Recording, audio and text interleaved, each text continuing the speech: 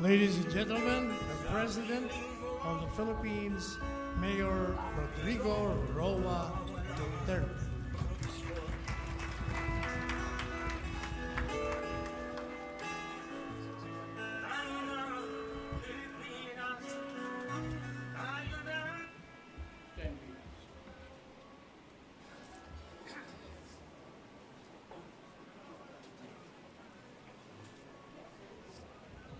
House Speaker Alan Peter Cayetano, and the other members of the House of Representatives, Executive Secretary Salvador Medallia, Justice Secretary Bernardo Guevara, and the other members of the Cabinet, Senator Bongo, Representative Vincent Garcia, Lieutenant General Filemon Santos, Davao City Vice Mayor Sebastian Duterte, fellow workers in government, mga kababayan. I am glad to be back from an official visit to the Russian Federation. We reaffirm the Philippines' strong commitment to a robust and comprehensive partnership with the Russian Federation on the basis of mutual respect, trust, and pragmatism. And working with Russia, we have achieved much. In my bilateral meetings with President Vladimir Putin and Prime Minister Dmitry Medvedev, we agreed to broaden and deepen our ties in all areas of cooperation, from security and defense to trade and investment, agriculture, energy, science and technology, and socio-cultural exchanges. We signed bilateral cooperation agreements on peaceful use of energy, scientific research, health, culture, and foreign policy consultations. These areas are important and therefore part of our comprehensive roadmap to build a partnership with a friend and to secure the Philippines' strategic interests. I had the opportunity to address the forum of the Valdai Discussion Club together with the leaders of the Kingdom of Jordan, Azerbaijan, Kazakhstan, and President Putin. There were only 5 chiefs of state that joined in that discussion.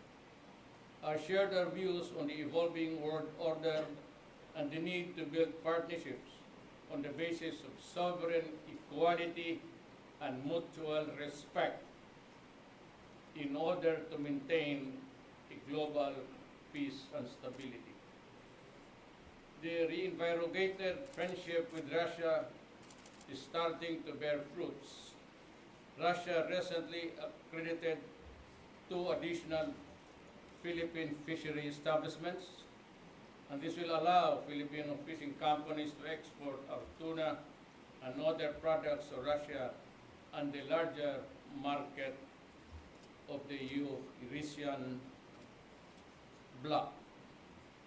More than 620 million pesos in business deals were also signed during the Philippine-Russia Business Forum in Moscow.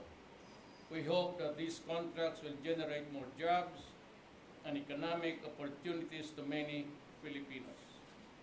This is only the beginning. The horizon is wide.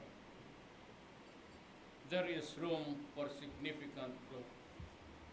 I also addressed the Moscow Institute of International Relations University. I emphasized that solving global challenges requires genuine cooperation without political preconditions. We also opened vistas of understanding on appreciation for a rich and diverse Filipino culture in Russia. The Philippine Madrigal Singers and the Bayanihan National Folk Dance Company performed to both our kababayans and to the Russian audience.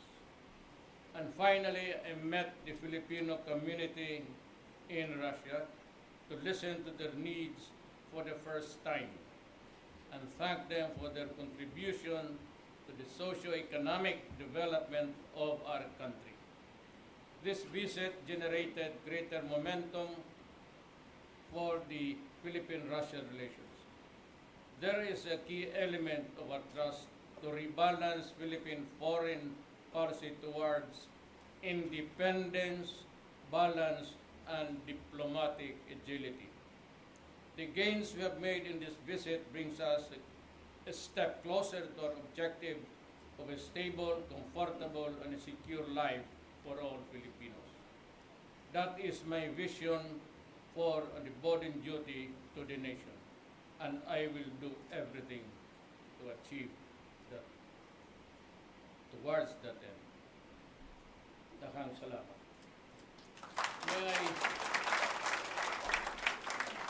I kind of, this is not really something, but I find it really very strange. I wasn't able to sleep even a wink. I tried to sleep all the way for the 13 hours. Di ako makatulog. I don't know. I tried. Paggising, pikit ako ng pikit. Naka-jacket para mas maganda yung kanya. With matching brown shoes. Sometimes si Sal, si sartorial elegance, but I find him sometimes the sartorial confusion. But anyway, talagang malamig, kaya ako and I'm nursing a very bad case of cold and potok yung right. Mr. President, Ms. Edith Regalado will ask a series of questions. Sir, good afternoon. Welcome home po. Salamat. Sir, on the trip to Russia first, so do we expect in the next following months more Russians coming to the Philippines doing business and more Filipinos doing business in terms of sending goods there and even labor agreement that we Well, I do not think that it could come that early, but for exploratory visits on both sides, I think there will be enough activity to generate much interest in both countries. Pero hindi ganon kadali. But we have signed so many agreements. We will make a comprehensive report of our visit, but only after I shall have talked to the cabinet, which is, I think, on Friday. It's coming Friday. Yes, sir. Sir, second question po. If I hope you don't mind my asking you this No, question. Before you, even in a forum in Russia, in Moscow, you said about, or was it in Sochi? You said about two generals still tinkering in, drug, in the drug trade, and then you talk about also before you left, you said that the 13 so-called ninja cops, their fate would be decided if Secretary Anyo would finish the investigation also. But my question is this, sir. Between yung umalis ka hanggang dumating ka, yung certain Lieutenant Colonel Baluyo nasa National Bilibid Prison na po, the leader of the so-called ninja cops, sir. Alam mo, I must admit my ignorance actually. Yung ranggo kasi nung nauso yung sup-sup, superintendent, tapos kung ano-anong. Kaya sa panahon ko, sabi ko, bumalik kayo doon sa police colonel, police major, police lieutenant, kasi pati lahat ng tao nalilito yung sup-sup na yan. Superintendent pala yan eh. Sa Bisaya yung sup-sup, sacking, ice drop. Walang generals doon. Medyo mga dalawang Colonel? Walang generals. I'm sure of that. Sa aking report Yeah. na dumating sa akin, wala. Okay. Para, Colonel, I think, Colonel. nalilito kasi ako dyan sa superintendent na yan kasi ang alam ko ng superintendent, yung superintendent ng eskwelahan, DepEd. totoo. That's quite confusing. I hope that the PNP should realize that kung bago na naman yung sila pula po sa isang batch na bagong PNP chief, nakaganon. Tapos may bagong MP chief, bago na naman ang batch, nakaganon. Halos na lang, ganunin nila pula po yung stop it. We're comfortable with the ways of the old. No, not introduce unnecessary changes. Nakakakalito yung tao. Di ako nalilito eh. Kung isang basa mo lang gano'n, hindi mo talaga basahin. Pero walang generals. Yung na-publish na, yun na yun. Now, procedurally ganito yan. I cannot adopt the investigation of Congress as the work of the executive department. Kailangan ko na i-review yan, tapos kung tama lahat, edi i-adapt ko. But then, there must be a process. It has to undergo the procedural due process. Ang opisina ko, Office of the President, wala akong 2-3 tao lang. Ang Office of the President functions to the cabinet members. Yung PNP is under Secretary Anyo of the DILG. He has to conduct the investigation, give the proper importance of the work of Congress in the matter of the investigation of the so-called ninja camps. Then he must report to me now on what to do and his recommendation. And if I approve it, that's it. So including the case of Baluyo, sir, who is now held in detention who is now detained in the National Bilibid Prison, the leader of the said 30 Ninja Cups, sir? Well, that is his problem, not mine. Pumasok ka dyan, mabutit buhay pa siya. Gago pa siya. Thank you, sir. Problema niya yan.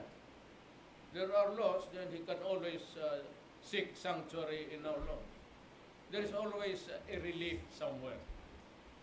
Pero kung sabihin mo na ako pa ang mag-isip para sa kanya, sorry, it's not my job. Mr. Ian Cruz of GMA7.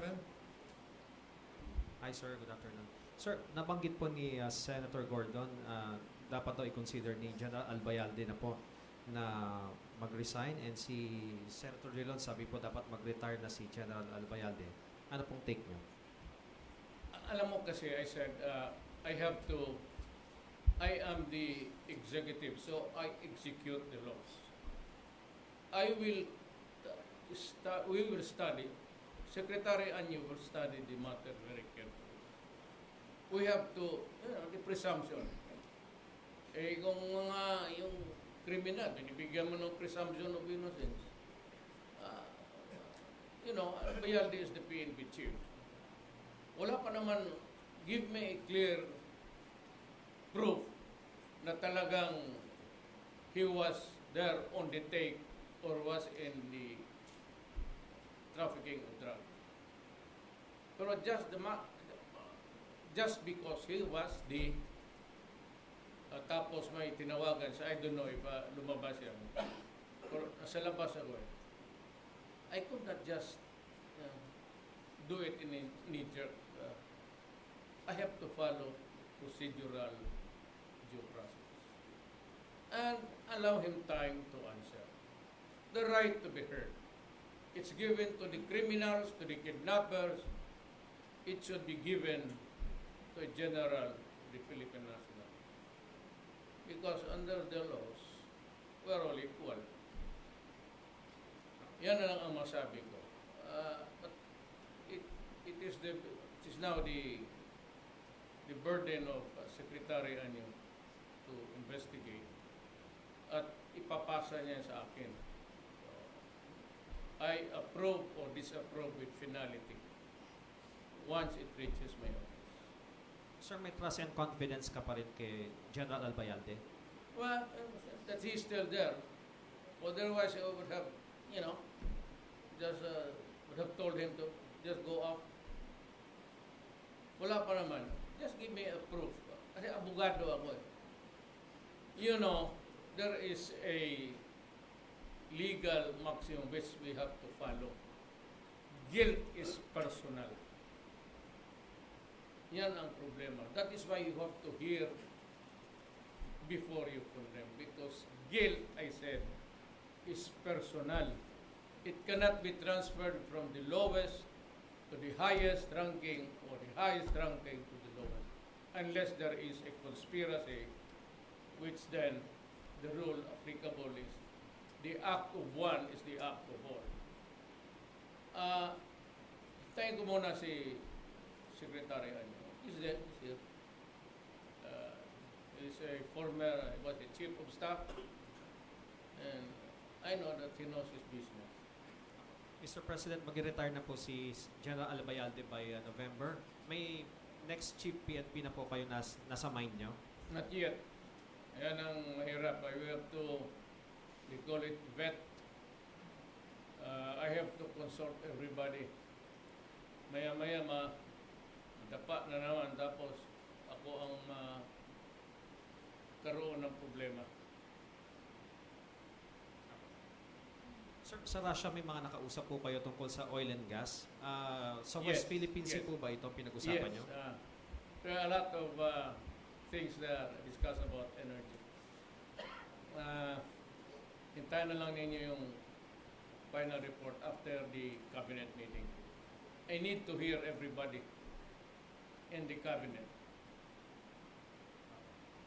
Sir, may pinapatanong po yung mga Japanese media. Will you attend the inauguration of new Japanese Emperor and Empress this month in Tokyo?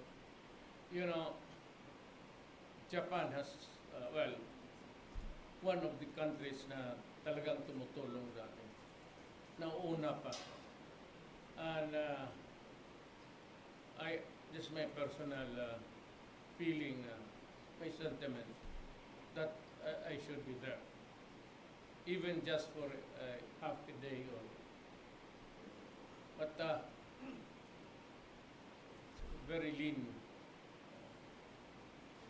No, total, ako lang man siguro ni-imbita. Hindi na magdala ng maraming tao. There's nothing to discuss there except to be a witness to the enrollment of the new emperor. Miss Hermelina Lacorte, Inquirer.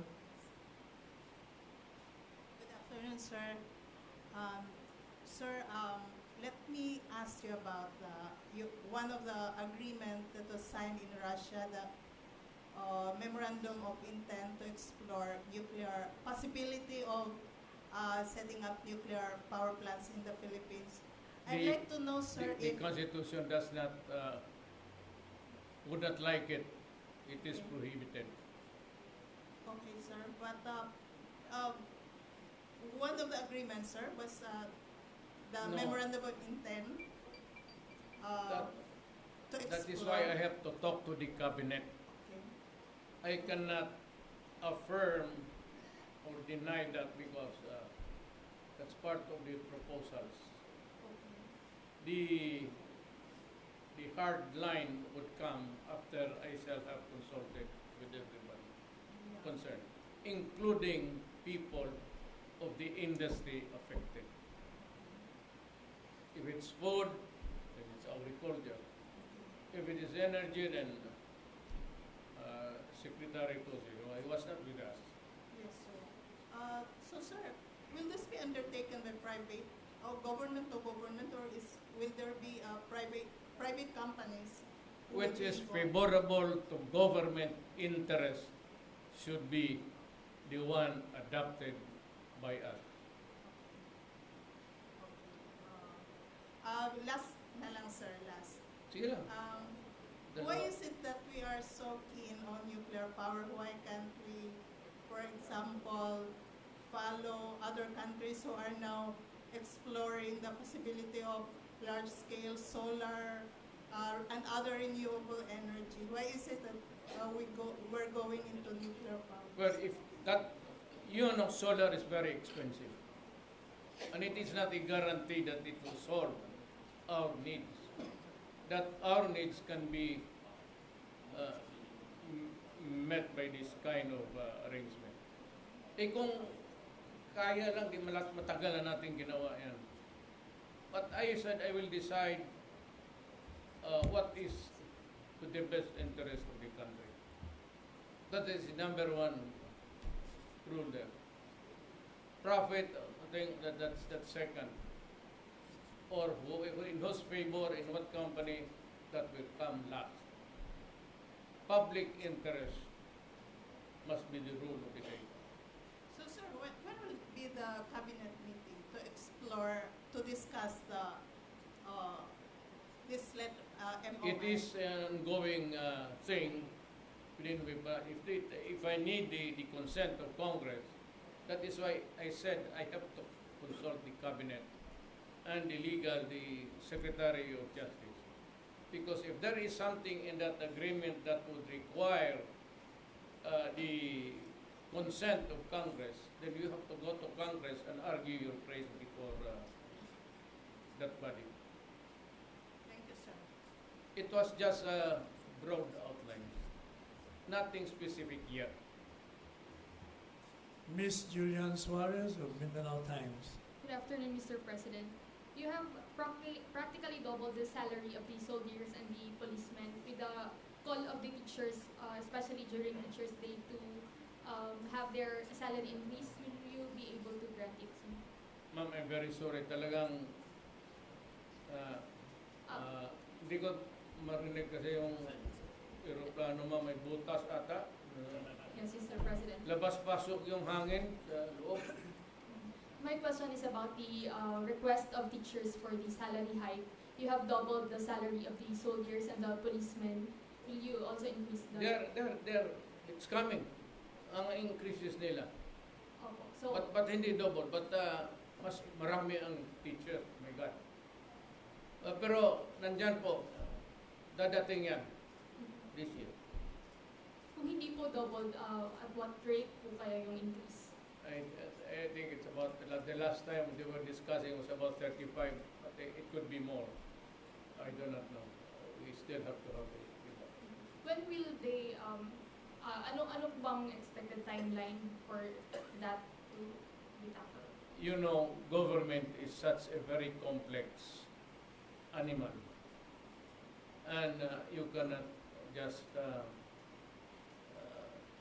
if I give you the timeline,